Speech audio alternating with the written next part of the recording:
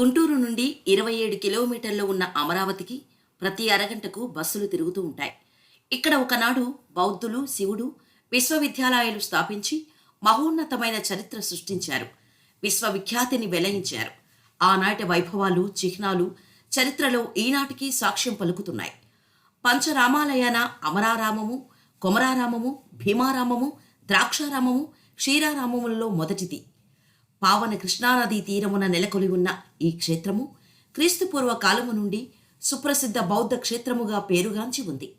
ఇక్కడ ప్రాచీన బౌద్ధ స్తూపములు, శిల్పములు లెక్కకు మిక్కుటంగా ఉండి పూర్వపు ఔన్నత్యాన్ని చాటుతూ శిల్పకళా విశేషములను ప్రస్ఫుటిస్తుంది.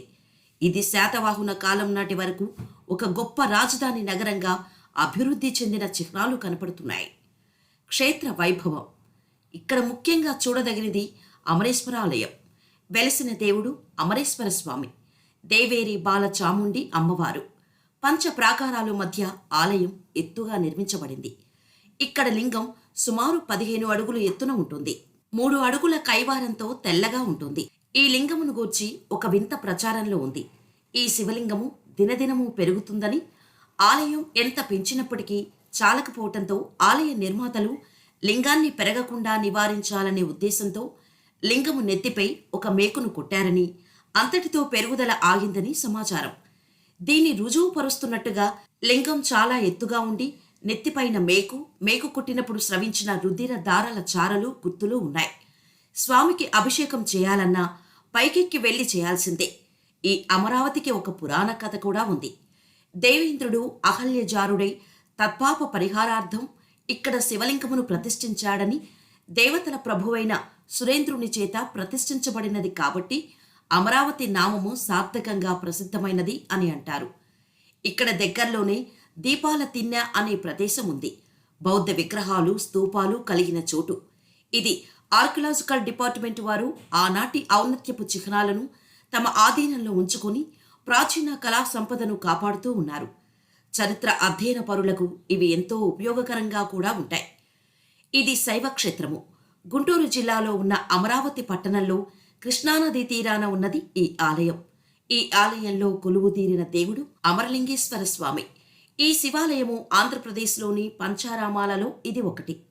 శ్రీకృష్ణదేవరాయలు అమరావతిని సందర్శించి ఇక్కడి అమరేశ్వరునికి నైవేద్య మహాపూజలు నిర్వహించినట్టు, పెదమదూరు గ్రామ పంట భూముల్ని ఆలయానికి దానమిచ్చినట్టుగా ఇక్కడ ఉన్న రాజశాసనం తేటతెల్లం చేస్తోంది.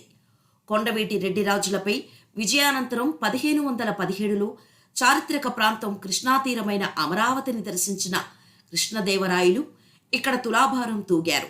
తన బరువుతో సరిసమానమైన బంగారాన్ని పేదలకు పంచిపెట్టినట్టుగా శాసనంలో ఉంది. అందుకు గుర్తుగా రాయలు నిర్మించిన తులాభార మండపం, దాని ముందు వేయించిన శాసనం నేటికి ఇక్కడ చెక్కు చెదరకుండా ఉన్నాయి.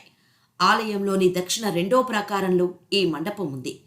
నేడు అమరావతి అమరేశ్వరునిగా కొలువందుకుంటున్న స్వామి నాడు ధరణీకోట అమరేశ్వర స్వామిగా వెలుగొందాడని ఈ శాసనం ద్వారా తెలుస్తోంది.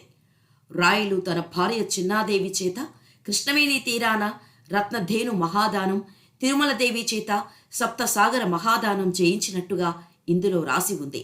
స్థానికంగా ఉన్న ఇతర విశేషాలు. అమరావతికి సమీపంలో ఉత్తరాన ఉన్న ధరణికోట ఒకప్పటి ఆంధ్ర శాతవాహనుల రాజధాని అయిన ధాన్యకటకం. శాతవాహనుల కాలంలో బౌద్ధమతం పరిడవిల్లింది. బౌద్ధమత చరిత్రలో ధాన్యకటకానిది ప్రముఖ స్థానం. ప్రాచీన బౌద్ధ వాజ్మయంలో విశిష్ట స్థానము పొందిన ఆంధ్రపురియే ధాన్యకటకం. క్రీస్తుపూర్వం 4వ శతాబ్దిలో గ్రీకు రాయబారి మెగస్తనీసు పేర్కొన్న 30 ఆంధ్ర దుర్గాలలో ఒక నగరం ఒకటి. సుమారు 16 కిలోమీటర్ల చుట్టుకొలత కలిగిన మహానగరం.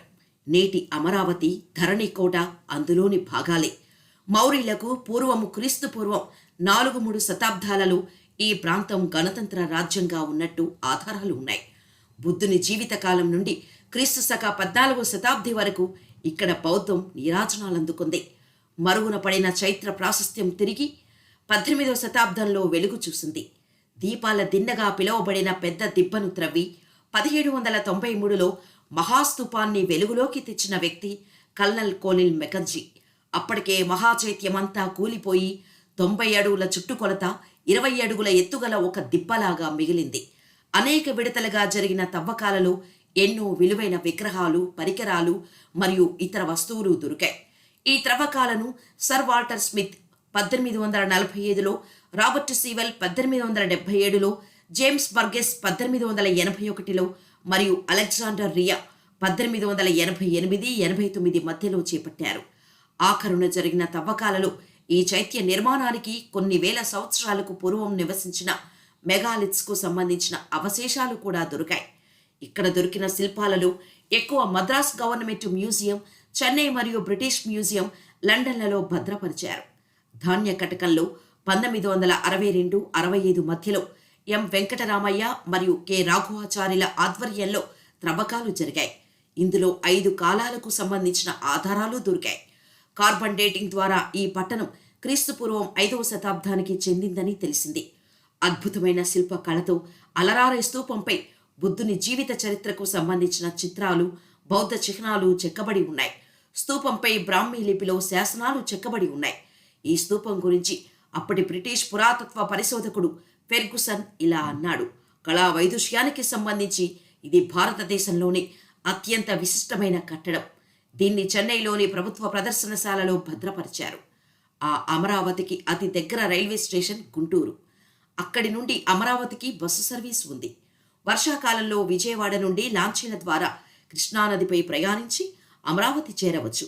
స్తూపం ఉండిన ప్రదేశం భారతీయ పురాతత్వ సర్వేక్షణ, వారి సంగ్రహాలయము మరియు అమరేశ్వర మందిరం ఇక్కడ ప్రధాన ఆకర్షణలు.